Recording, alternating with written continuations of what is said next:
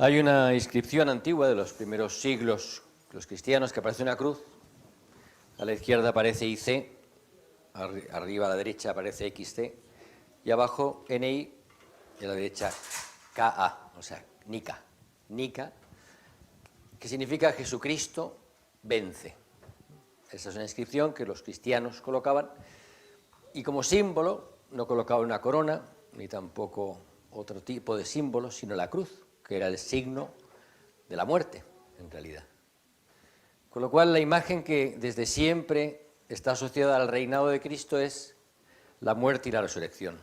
Cristo vence muriendo. Cristo vence de la forma en que nosotros no solemos vencer. Nosotros vencemos cuando nos imponemos a los demás, cuando mi orgullo es más fuerte que el tuyo, cuando soy más capaz que tú, cuando venzo y gano un partido, soy más hábil, soy más diestro. Nos gusta vencer siempre. Y vivimos en una sociedad que nos invita a ser los primeros, porque el primero tendrá un premio.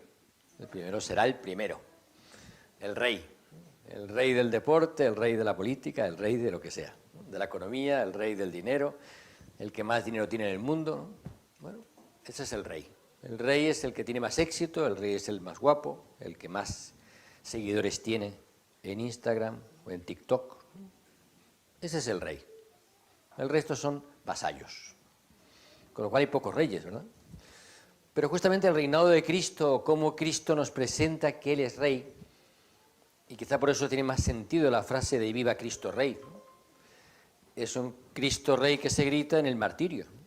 ¿Cuántos han gritado aquí en México y en otros lugares antes de morir, viva Cristo Rey? Cuando los iban a fusilar, cuando los iban a matar. Viva Cristo Rey, porque Cristo vence. Vence de una forma que nos desconcierta a todos, porque no estamos acostumbrados, porque nos gustan los números, los éxitos, las masas, el seguimiento, otro tipo de reinado. Y el reinado del que Jesús nos habla es muy diferente.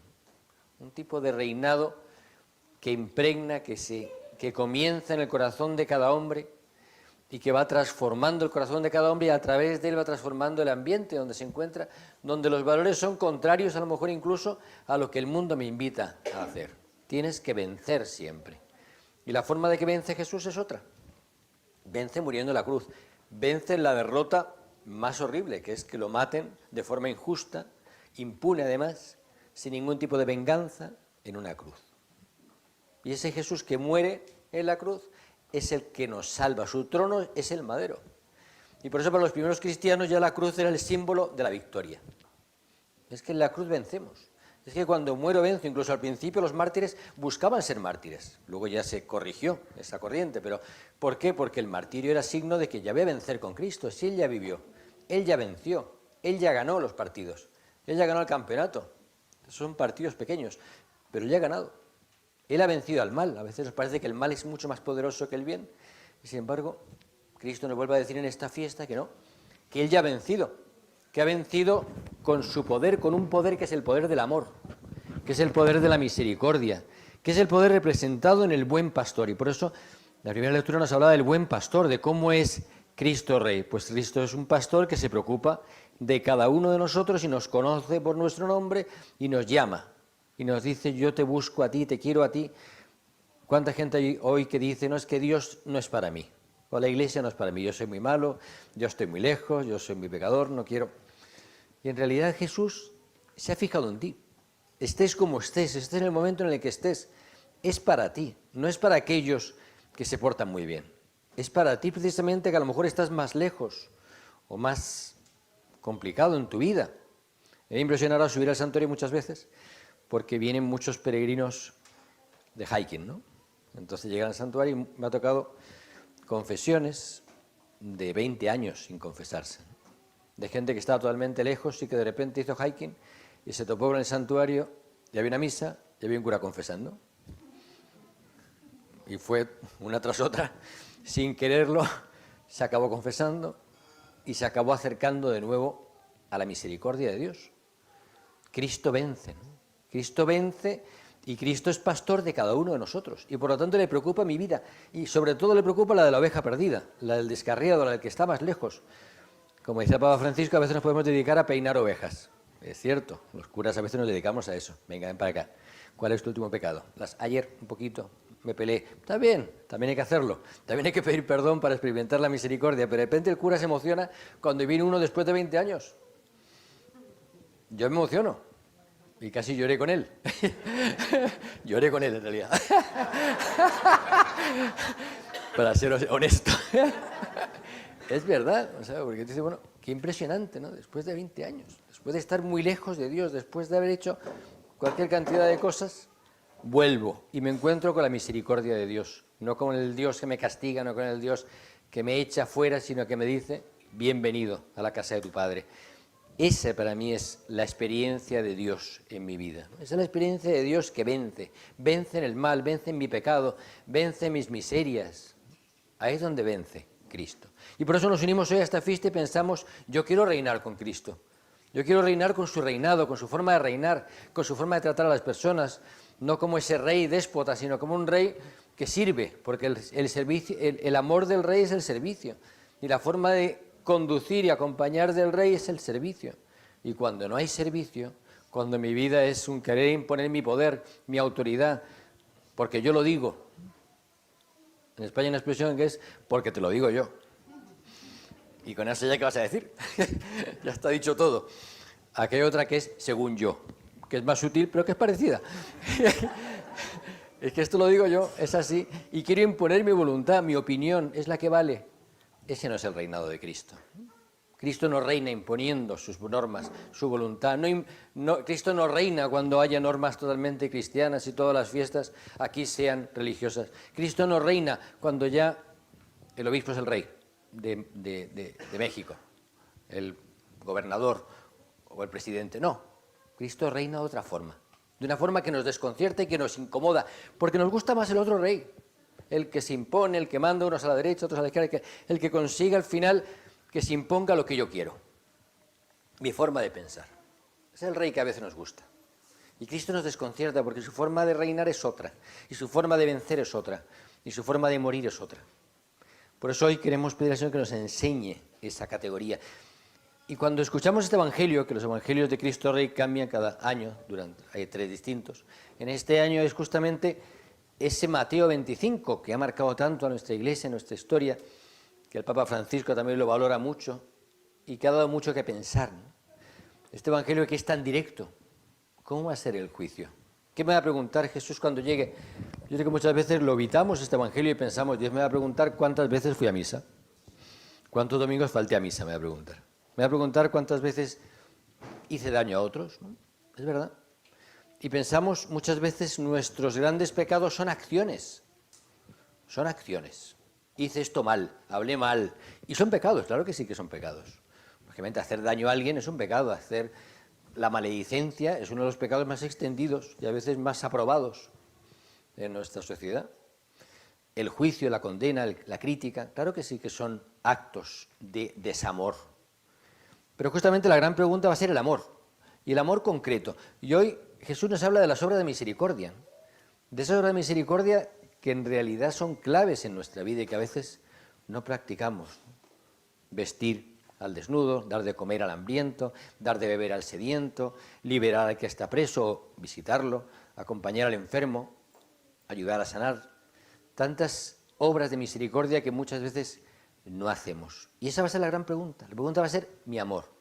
¿Qué cosas hice por amor? ¿Cómo fue mi amor concreto? Y mi gran carencia va a ser mis omisiones. Esos pecados de los que nosotros confesamos tantas veces. A veces no nos confesamos de nuestras omisiones, lo que no he hecho. ¿Cuántas cosas no hacemos? Por pereza, por dejadez, por egoísmo, por comodidad. Dejamos de hacer. ¿Cuántos Lázaros, ese evangelio que habla de Lázaro, ¿verdad?, que está a la puerta de mi casa? ¿Cuántos Lázaros hay en la puerta de mi casa? Yo paso delante de ellos y no los veo. ¿Cuántos ciegos hay en nuestro camino que nos gritan, hijo de David, ten misericordia de mí? Y no los oigo. ¿Cuántos? Si podemos mirar en nuestro corazón, y no tenemos que ir muy lejos, no tenemos que pensar, no, es que cuando voy en coche, claro, por supuesto, ahí también. Pero ¿cuántos en mi vida personal hay que me gritan ayuda y no lo oigo? ¿Cuántas personas hay en mi vida que se ponen en la puerta de mi casa, a lo mejor están cercanos a mí, no me dicen nada, no sé ni siquiera lo que les pasa, ni lo que necesitan, pero tampoco me interesa, porque me complica la vida. No quiero que nadie me complique la vida. No quiero que nadie se meta en mi orden establecido, en mis prioridades, en mi esquema. Y nos pasa a todos, a los sacerdotes y a todos. Nos pasa que tenemos nuestro orden, nuestra agenda, y no quiero que se meta un Lázaro ahí a molestar o un ciego a pedirme cosas que no quiero. Que vaya con otro. Que vaya a otro lugar, a otra parroquia, a otro sacerdote o a otra persona para molestar. No nos cuesta tanto abrirme a que está más cerca. Y pasamos por delante y no le hacemos caso. A veces vivimos juntos y nos preguntamos al que está conmigo, ¿qué te preocupa? ¿Qué te inquieta? ¿Qué necesitas? No me adelanto a sus necesidades. Espero incluso a que me diga algo, pero si no me dice nada, pues no hago nada. No me adelanto a ayudar, no me adelanto a servir, no me adelanto a estar cerca de aquel que me necesita y ni siquiera le pregunto, ¿cómo te encuentras? ¿Cómo ha sido tu mes? ¿Cómo ha sido tu semana? ¿Qué preocupaciones tienes? Hay tantas carencias, tantas ausencias de bien en mi vida que a veces me puedo colocar en el lado de aquellos que no hicieron nada. Y lo más bonito del Evangelio, en realidad, es que Jesús es el pobre. Jesús es el necesitado. Jesús es el que está desnudo. Jesús es el que está en la cárcel. Jesús está en el otro, en el otro. Muchas veces nos resulta fácil ver a Jesús en el que está lejos. Es que es tan santo aquel que está allí. Porque no vivo con él, ¿verdad? Está cerca y dice, vive con él. Claro, porque como está lejos, su pecado no me afecta. Le afecta a otros. Pero a mí que estoy lejos, digo, a lo mejor ni peca. Veo un matrimonio y digo, qué santitos. ¿Cómo se quieren? Míralos. A saber cómo se quieren, ¿no? Yo qué sé si se quieren mucho o poco, pero como están lejos, son santos. Pero luego, al que está cerca, sin embargo, digo, a este lo conozco. Este no es santo, comulga todos los días, pero no es santo, que lo sé yo.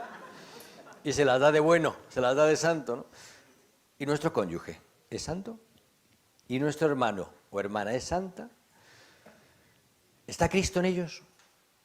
¿Lo vemos en ellos? ¿Veo a Cristo en aquel que me hace daño? ¿Veo a Cristo en aquel que me ofendió, que me hirió, que habló mal de mí? ¿Veo a Cristo al recordar las heridas que tengo y no perdono en aquellos que las provocaron, que las hicieron, consciente o inconscientemente? ¿Está Cristo en ellos? Porque esa es la pregunta. Era mía quien me hiciste. Unos dirán, ¿cuándo lo hicimos? Es que tú estabas en el pobre, tú estabas en aquel que estaba sufriendo y lo hiciste. Y el otro igual, ¿dónde estabas? En aquel al que no atendiste estaba yo. Ahí estaba yo. Está Jesús detrás y eso me desconcierta, ¿no? Porque solemos ver a la persona, pero no la trascendemos, no vemos a Dios detrás. No vemos que al servirte a ti estoy sirviendo a Jesucristo.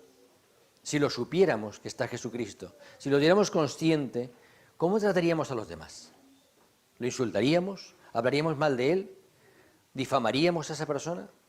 ¿La insultaríamos? ¿Estaríamos enojados con ella, sabiendo que es Cristo? No vemos a Cristo, nos cuesta mucho. Lo vemos en los santos, en los que están muy lejos y no sabemos sus pecados. Entonces nos parecen que santitos, pero en realidad no lo son. Son como tú y como yo. Y en nuestro rostro está Cristo, sin embargo. Por mucho que no sea yo santo, está Cristo en mí. Y cuanto menos santo soy, más todavía necesita Cristo estar en mí. Pues vamos a pedir al Señor hoy que nos cambie esa mirada. ¿Cómo se construye el reino de Dios de esta forma? A través de actitudes, a través de acciones que a lo mejor no son las más vistosas, que muchas veces van a ser desconocidas o ignoradas. Mi servicio, mi entrega por el necesitado, mi preocupación por el que está cerca de mí, la atención a un enfermo, a un familiar enfermo, a alguien que está solo en mi familia, el cuidado de los que están más cerca de mí.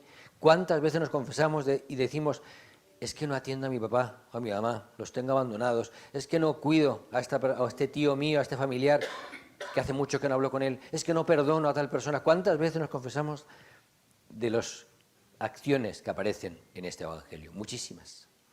¿Y qué me preguntará Jesús cuando oye, ¿qué hiciste con tu primo? ¿Qué hiciste con tu hermano? ¿Le atendiste, lo curaste, lo salvaste, lo liberaste, lo ayudaste? Y diría, no, es que se me olvidó. Es que tenía muchas cosas, Jesús, tenía que ir a misa, tenía que preocuparme de otra gente, pero de los más cercanos no. ¿Cómo cambiamos el mundo? Con ese pequeño grano de arena con el que voy construyendo ese reino. Vamos a pedir al Señor que nos cambie el corazón hoy, que ese reino venga a mí en primer lugar, porque desde mí el reino se va a extender. Desde mi forma de hacer las cosas va a cambiar mi entorno y mi familia. Vas a pedir al Señor que Él reine. Y de esa forma reina en mí. Y de esa forma reina en mi hogar. Y de esa forma reina en mis acciones. Y está presente ese Rey que vence, pero de una forma que es muy diferente a la que el mundo me ofrece.